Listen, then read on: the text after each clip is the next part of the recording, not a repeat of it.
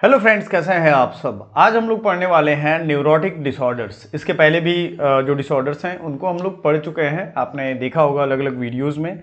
और कृपया सिलसिलेवार ढंग से वीडियोस को फॉलो करिए, क्योंकि स्पेशलाइजेशन हो या मेन कोर्स हो, आपको कंप्लीट सिलेबस खत्म करना है, रिवीजन करके एग्जाम में जाना है और आपको फ्री स्टेट थिंकिंग डेवलप करनी है।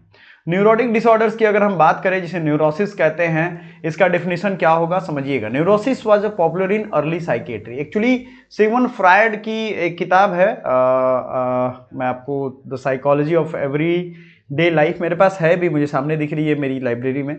तो उसको आप पढ़ोगे तो वहीं से कहीं ना कहीं ये शुरू हुआ है, बहुत पहले से ही सिगमंड फ्रायड के साथ ही ये चीज आया था। न्यूरोसिस या न्यूरोटिक डिसऑर्डर्स, इसका फुल अगर देखोगे नेम रिलेट करता है जो वही आता है। तो न्यूरोसिस ये पॉपुलर था अर्ली साइकियाट्री में। Now largely replaced by terms like anxiety disorders, obsessive compulsive disorders, somatoform disorders in ICD या डीएसएम। आईसीडी डीएसएम मैंने बताया था पिछले वीडियोज में, याद कर लो आप।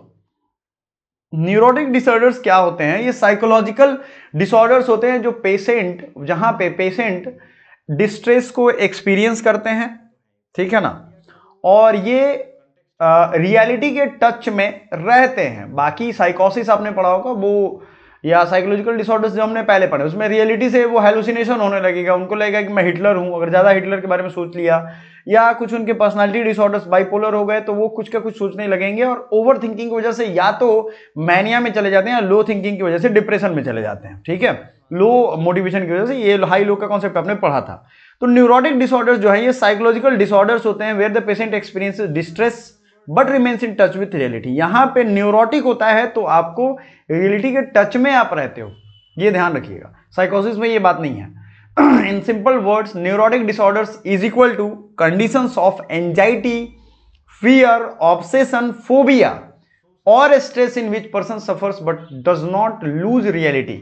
ये आपके लाइफ के छोटे से इवेंट को पकड़ लेता है, जैसे बार बार हाथ धोना, बार बार हाथ धोना, बार बार फोन उठाना, ऐसे बार बार फोन उठाना, बार बार टाइम देखना, बार बार जाकर के घर की जो गैस स्टोव है वो देखना, बार बार उसकी सफाई करना, औरतों में खास करके होता है, बार बार ताला लगाना। इसके कैरेक्टरिस्टिक्स होते हैं distressful symptoms but not bizarre. Distressful symptom इसमें होगा लेकिन ऐसा अजीब टाइप नहीं होगा।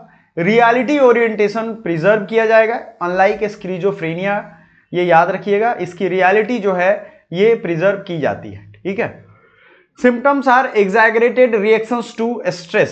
सिम्टम्स जो होते हैं ये एग्जैगरेटेड रिएक्शंस होते हैं। क्लियर है ये चीज, कोई दिक्कत नहीं है इसमें। और person is aware of their illness, insight present ये होता है इसमें। इनसाइट इनके मतलब इनमें इनसाइट होता है कि हाँ हम बीमार हैं।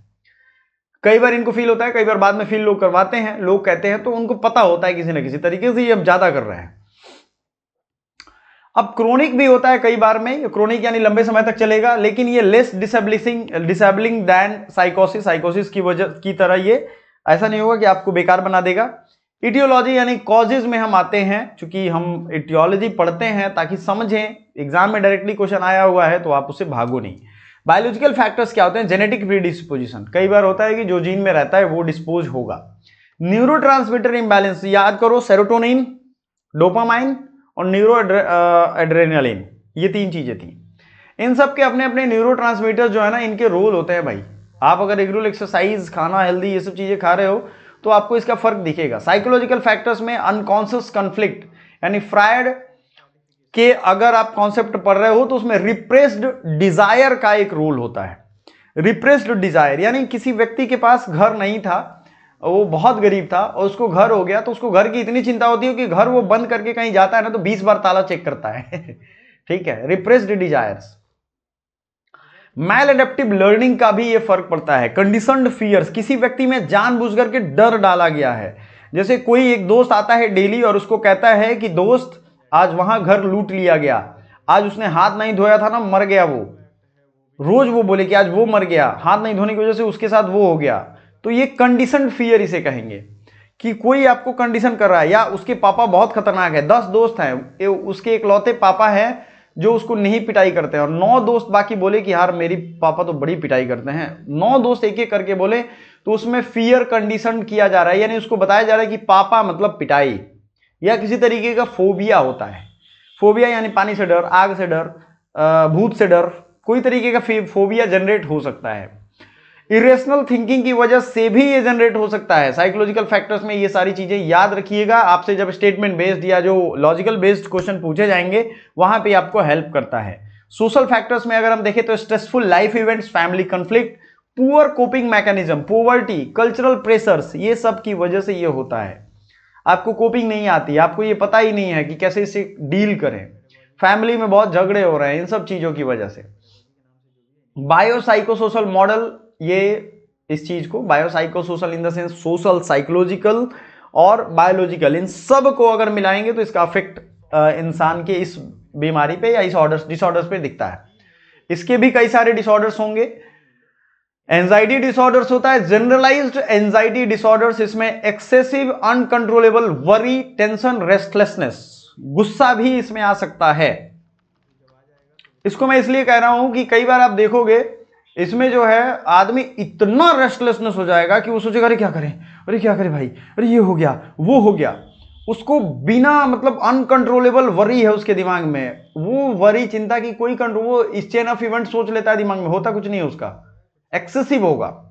Panic disorder, sudden intense fear कि अरे बाप रे घर में भूत आ गया, क्या करें मर जाएंगे, पैल्पिटेशन कांपने लगेगा वो, स्वेटिंग, चेस्ट पेन, ये सब पैनिक होने के केस पे होता है।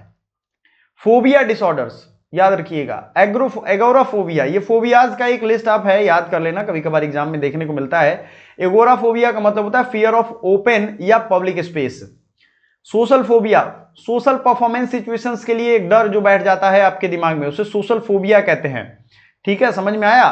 Specific phobia, fear of objects या सिचुएशंस, हाइट्स या एनिमल्स को लेकर के, जैसे डॉग का, कुत्ता काट लेगा, बार बार डरना ही कुत्ता काट लेगा, शेर ना आके हमको खा जाए, रह रहे हैं सिटी में सोचेंगे शेर खा जाए आके, ये सब चीजें। कुत्तों से कुछ लोग ज्यादा डरते हैं, कुछ लोग कम डरते हैं, कुछ लोग कुत्तों के बगल से निकल जाते हैं, उनको टेंशन नहीं होता ही काटेगा।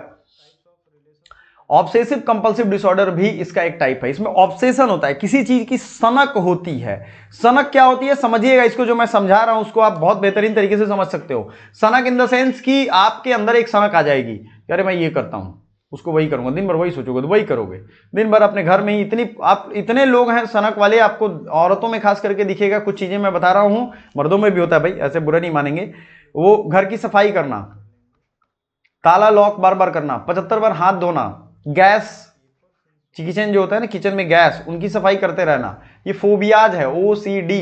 ऑब्सेसिव है उस चीज के प्रति, ऑब्सेसिव कंपल्सिव डिसऑर्डर, कंपल्सन है उसमें, ऑब्सेशन है, इंट्रूसिव अनवांटेड थॉट्स उनके दिमाग में आ रहे हैं, कंपल्सन है, रिपीटेटिव बिहेवियर्स हैं, ritual to reduce anxiety, washing, checking, बार बार जाके ताला चेक करेंगे, गाड़ी बंद हुआ कि नहीं, घर बंद हुआ कि नहीं, ये सब चीजें। सोमैटोफॉर्म डिसऑर्डर्स आते हैं, physical symptoms without organic basis, like hypochondriasis, somatisation disorders, conversion disorders. ये आपको आई थिंक इसमें डिटेल नहीं जाना चाहिए, अगर ऐसा होगा तो हम देख लेंगे, PYQ में तो ऐसा कुछ नहीं है कि इसके डिटेल्स पूछे हों, बट ये नाम आपको जान के रखना है। अगर आप कमेंट करोगे या मैसेज करोगे तो मैं इस पे वीडियोस या आपको नेक्स्ट क्लास में एक्सप्लेन कर दूंगा। ठीक है, स्ट्रेस रिलेटेड डिसऑर्डर्स होंगे, जैसे पोस्ट ट्रॉमेटिक स्ट्रेस डिसऑर्डर, ये बेसिकली PTSD होता है। किसी का एक्सीडेंट हो गया, तो जैसे मेरे जान पहचान वाले थे, उनका एक्सीडेंट हो गया था, बहुत भयानक गाड़ी चलाते थे तेज वो, तो उनका एक्सीडेंट जब हुआ तो वो उनके साथ दिक्कत क्या हुई, एक्सीडेंट के बाद उनकी मतलब घर के कोने में वो चले जाते थे एकदम डर के, और कोई गाड़ी की साउंड आती थी ना, उनको लगता था कि ये गाड़ी उनके शरीर पे चढ़ा के निकलेगा, तो एकदम कांपने लगते थे, पसीना पसीना हो जाते थे, और डॉक्टर ने भी दवा नहीं दिया, वो इस चीज को आइडेंटिफाई कर लिया, और वो इस ट्रॉमा को री एक्सपीरियंस करते थे, नाइटमेयर्स, डर जाते थे, हाइपर अराउजल, अवॉइडेंस, ये सब चीजें पोस्ट ट्रॉमेटिक डिसऑर्डर्स इसको कहते हैं, ट्रॉमा की वजह से ये होता है। Acute stress disorder, similar symptoms but shorter duration, ठीक है ना, ये याद रखिएगा। डिसोसिएटिव डिसऑर्डर्स, टेम्पररी डिसरप्शन इन आइडेंटिटी, मेमोरी और कॉन्शसनेस, डिसोसिएट कर देता है, आपका आइडेंटिटी खत्म कर देगा, ठीक है ना, मेमोरी आपकी खत्म हो जाएगी। ये थोड़ी देर के लिए आप देखना, दिन भर में 2-3 बार ऐसे आते हैं कि आपकी मेमोरी पूरी वैक्यूम हो जाती है, फिर माइक्रो सेकंड के अंदर वो फिर वापस आ जाता है।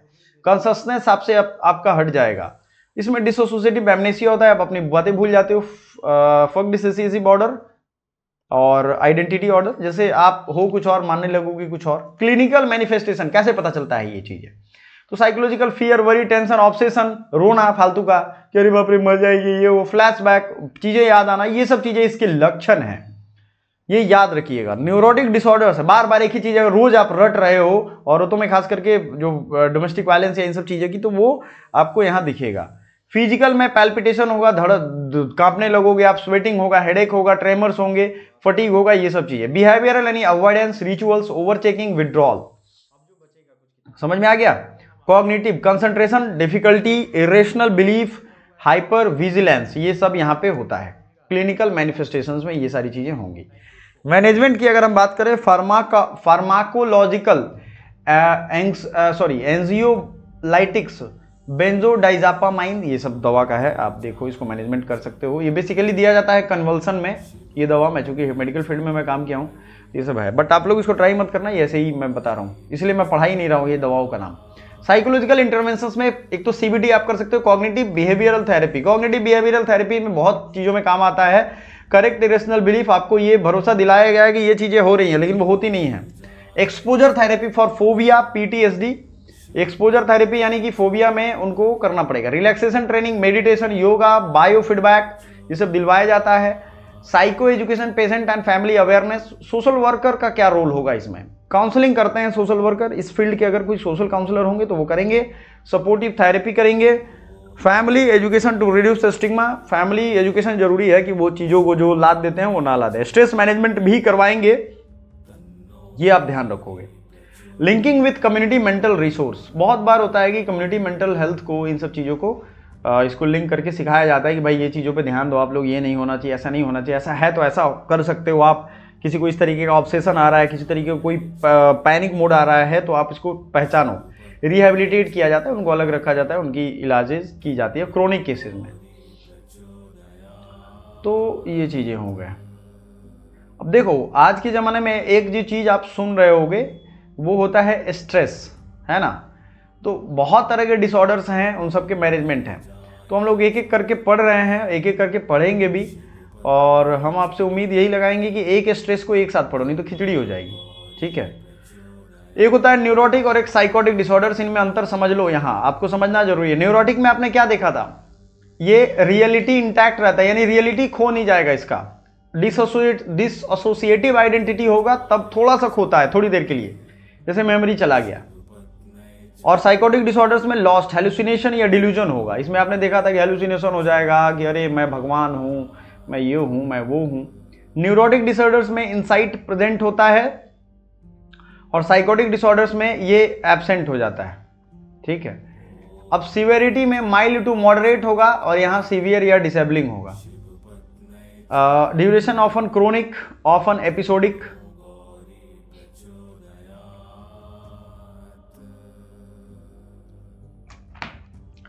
अब इसमें एग्जांपल में एंजाइटी था, ओसीडी था, obsessive compulsive PT, post traumatic stress disorder.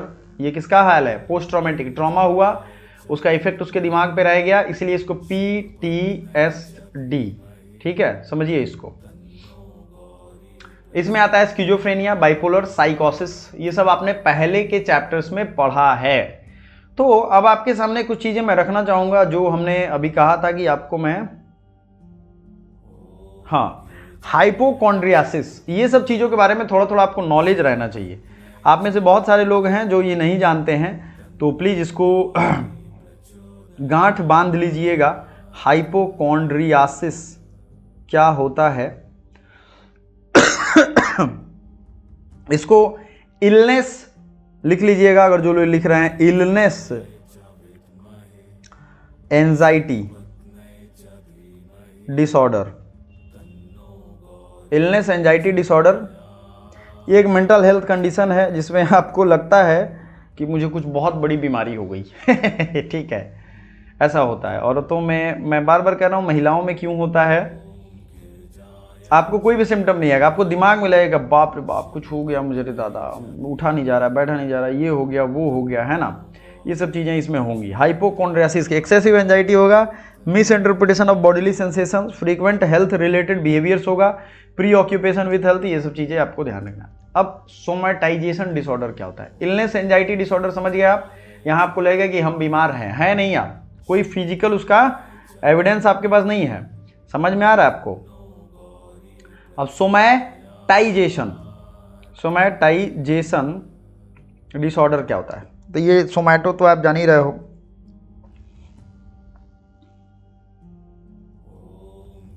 William स्टेकल के द्वारा ये दिया गया था। अब इसकी एग्जांपल समझ लो आप। सीवियर हेडेक होगा, अब उसको लग जाएगा कि ब्रेन ट्यूमर हो गया, उसको लगेगा ये, मतलब वो बीमारी को बढ़ा चढ़ा करके दिखेगा, ठीक है ना। तो ये बहुत मतलब रेयर है कि किसी को होता है, लेकिन हो ही जाता है। उसको सांस थोड़ा कम होगा तो उसको लगेगा कि हार्ट और लंग में कुछ खराबी हो गई है, किसी वजह से दम घुटा तो लगेगा कि ये हो गया वो हो गया, होता कुछ नहीं है। कन्वर्जन डिसऑर्डर तो आप समझ रहे हो, इसमें मुझे कुछ नहीं बताना है। कन्वर्जन डिसऑर्डर, इसको भी देख लेते हैं बेसिकली ये क्या होता है।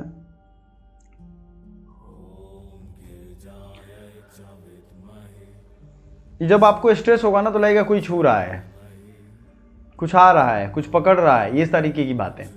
तो ये सिंपल सी चीज़ें हैं, आपको ये समझ में आएगा। Thank you so much for watching, bye for now.